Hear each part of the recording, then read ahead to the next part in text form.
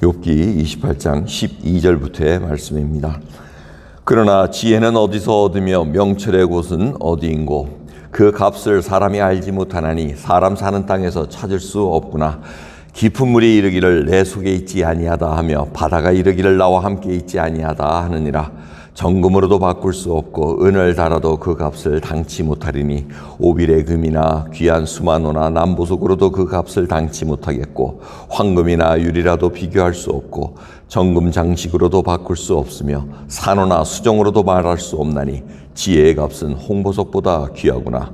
구수의 황옥으로도 비교할 수 없고 순금으로도 그 값을 측량하지 못하리니 그런즉 지혜는 어디서 오며 명철의 곳은 어디인고 모든 생물의 눈에 숨겨졌고 공중의 새에게 가리워졌으며 멸망과 사망도 이르기를 우리가 귀로 그 소문은 들었다 하느니라. 하나님이 그 길을 깨달으시며 있는 곳을 아시나니 이는 그가 땅끝까지 감찰하시며 온 천하를 두루보시며 바람의 경중을 정하시며 물을 되어 그 분량을 정하시며 비를 위하여 명령하시고 우리의 번개를 위하여 길을 정하셨음이라. 그때 지혜를 보시고 선포하시며 굳게 세우시며 군구하셨고 또 사람에게 이르기를 주를 경외함이 곧 지혜요 악을 떠남이 명철이라 하셨느니라. 아멘. 말씀은 이 욥이 계속해서 하나님의 지혜, 명철 이 얘기를 합니다. 그전에는 1절부터 얘기하기를 사람이 금과 은을 구하기 위해서 얼마나 애를 쓰느냐. 줄에 매달려가지고 대롱대롱 이렇게 하면서 그렇게 금을 캐고 광석을 캐면서 정말 많은 애를 쓰는데도 지혜가 거기 없다는 겁니다. 그래서 인간의 힘으로는 지혜를 구할 수 없고 명철을 구할 수 없다는 그 얘기를 합니다. 이 지혜는 하나님으로부터 오는 겁니다. 지혜, 호크마라고 히브리어로 번역이 되어 있는데 이건 하나님과의 언약 백성들이 관계를 유지시키기 위해서 하는 그 성실함이라던가 우리에 대해 삶 하나하나가 다 하나님의 지혜가 아니고서는 이끌어갈 수 없다는 겁니다. 이 명철이라는 것은 올바른 판단을 내릴 수 있는 분별력을 얘기합니다. 그래서 그런 이해력, 정말 올바른 판단을 하고 내가 이때는 어떻게 해야 되고 어떤 말을 해야 되고 어디를 가야 되고 어떤 생각을 해야 되고 이런 분별력이 있는 것이 바로 명철입니다. 이런 상황이 어디서 좋은 예가 있습니까? 바로 솔로몬의 판결입니다. 솔로몬이 무엇을 구했습니까? 금과 운, 오래 사는 뭐 이런 거 구하지 않았습니다. 이 많은 백성을 제대로 판결해야 되는데 하나님 정말 지혜를 주십시오. 이걸 구했습니다. 그래서 얻은 게 뭡니까? 하나님의 지혜입니다. 그래서 한 아이를 가지고 이 아이가 내 아이입니다, 내 아이입니다 하고 이렇게 두 어미가 왔을 때 칼을 가져와라, 반으로 쪼개라 이렇게 얘기하는 것도 다 하나님의 지혜, 다 분별을 하나님께서 주셨기 때문에 가능하다는 것입니다.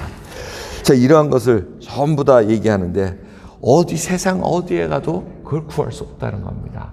세상의 어떤 보석으로도 그거보다 더 귀한 것이 하나님의 지혜라는 것입니다.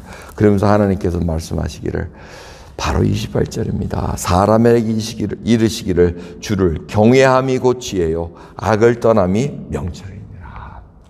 Fear of the Lord 이렇게 하나님을 경외하는 것을 번역을 합니다. 이 fear라는 것은 두렵게 벌벌벌 떠는 것이 아니라 정말 존경스러우면서도 정말 예의를 갖추고 함부로 하지 않는 그것을 의미하고 있습니다. 이 경외한다는 것이 얼마나 하나님 앞에 정말 떨리는 가슴으로 서고 주일마다 사실 저희들은 그렇게 서야 됩니다. 떨리는 마음으로 하나님 앞에 내가 그저 함부로 일주일 동안 생활하다가 주일 시간 됐으니까 교회 가야 되나 보다. 그러고 와서 하는 것은 경외함을 떠난 삶입니다. 지혜가 없는 자입니다.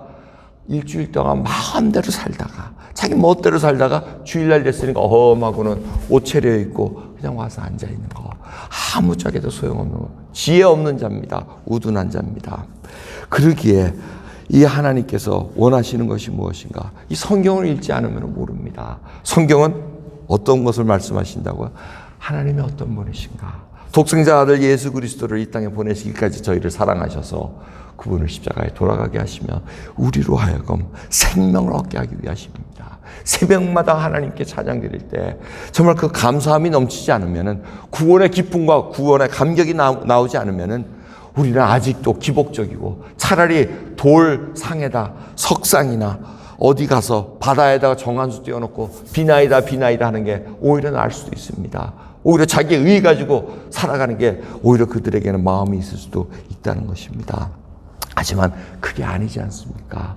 살아갈 때마다 나는 악한 죄인이요. 나는 어떻게 하는 것마다 건드리는 것마다 다 이렇게 엉망진창으로 만드냐. 하나님께서 알려주시지 않으면 저는 더 이상 못 나가겠습니다. 이 고백이 나와야지 진정으로 하나님께 이끌림을 받고 인도하심이 나옵니다. 계속해서 말씀드리지만 내 힘을 갖고 있으면 하나님은 역사하지 못하십니다. 하나님 잠깐 기다리세요. 내가 이거 해드리겠습니다. 그게 아니고 하나님 나 저 못합니다. 하나님 알려주셔야 됩니다. 딱 이렇게 납작 엎드릴 때 하나님께서 어디서 모르는데 힘을 주십니다. 그 능력으로 움직이는 겁니다. 그 힘으로 살아가지 않으면은 우리는 영적으로 이미 죽은 상태에서 하나님과 동행할 수 없는 그런 상황을 맞이할 수밖에 없다는 것입니다. 여러분, 세상은 자꾸 지혜, 인간이 하나님의 지혜가 아닌 인간의 지혜로 자꾸 뭘 만들어 갑니다. AI라는 시대, 지금 뉴스를 보면은 이제 앞으로의 시대는 무슨 시대가 나온다 그럽니까? 뭐라 그러더라? 메타버스라는가 뭐 이런 단어를 쓰는데 가상 세계를 이제는 들어간다는 겁니다. 그래서 사람들이 우리가 지금 현실하지 않습니까? 꼬집으면 아플 수도 있고 맞으면 아프고 뭐 이런 것들을 다 아는 현실을 떠나서 가상 세계에 들어갑니다.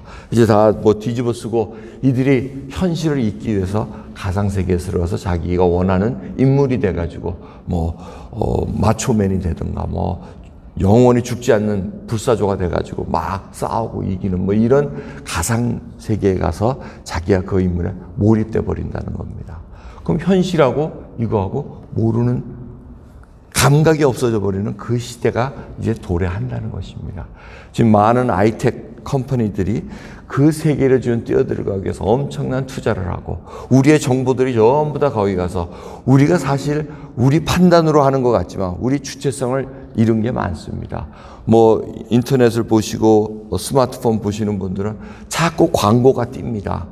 너 전에 이거 봤지? 계속 사라고 계속 띱니다. 그러면서 내 속에 있던 이거를 자꾸 부추깁니다. 필요도 없는데 과거에 한번 본 걸 가지고 또 부추깁니다. 이 세계는 자꾸 계속해서 저희들의 모든 소비 성향, 생각하는 습관 이런 것들을 다 데이터에 집어넣고는 계속 그쪽으로 몰아갑니다. 그리고 사람들을 데이터화 시켜버립니다.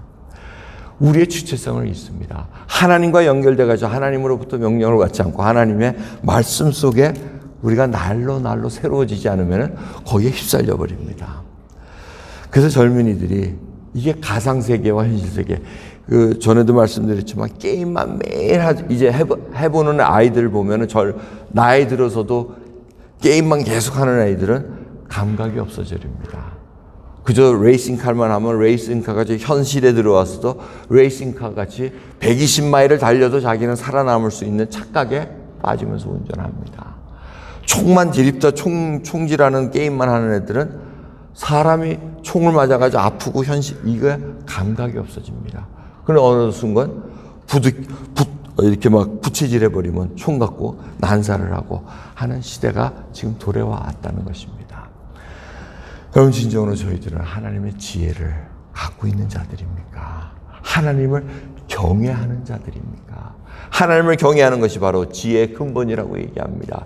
지식의 근본이라고 얘기를 합니다. 하나님을 떠나서는 진정으로 이 땅에 어떠한 것도 유익을 줄 수 없는 그러한 죄인이라는 것을 다시 한번 부패한 자라는 것을 깨달으시면서 정말 하나님의 지혜를 구하기 위해서 솔로몬이 구했던 것처럼 주님, 하나님 앞에 모든 것을 내려놓고 하나님이 나의 모든 것 된다는 것 고백드리는 시간 되기를 원합니다. 여러분, 욥이 왜 이 말씀을 했겠습니까? 자신을 비롯해서 그 옆에 있는 친구들 하나하나가 다 지혜가 없다는 겁니다. 지혜가 있다고 옆에서 얘기는 하지만은 그 속에 하나님이 주시는 지혜를 볼 수가 없다는 것입니다. 그래서 아무리 세상에서 찾으려고 해도 찾을 수 없는 하나님의 지혜를 하나님을 경외함으로 말미암아 얻을 수 있다는 것을 다시 한번 깨달으시면서 하나님께 구하는 저와 여러분 되기를 소원합니다. 기도하겠습니다. 하나님 감사합니다. 오늘도 귀한 새벽 허락하셨기에 저희들이 옵니다. 우리의 힘으로 살아가는 것이 아니라 나의 의로 살아가는 것이 아니라 하나님께서 주시는 지혜, 그 지혜가 필요합니다. 그러기 위해서는 저희들이 하나님을 경외해야 됩니다. 하나님을 최우선시할 수 있는 삶에서 가장 우선시되는 하나님이시라는 것을 아버지 고백하고 삶으로 들어갈 수 있도록 은혜 베풀어 주시옵소서. 예수 그리스도 앞에 한 걸음 한 걸음 주님과 동행하면서 살아가는 저희들로 붙잡아 주시옵소서. 감사드리며 우리 예수 그리스도의 이름으로 기도드리옵나이다. 아멘.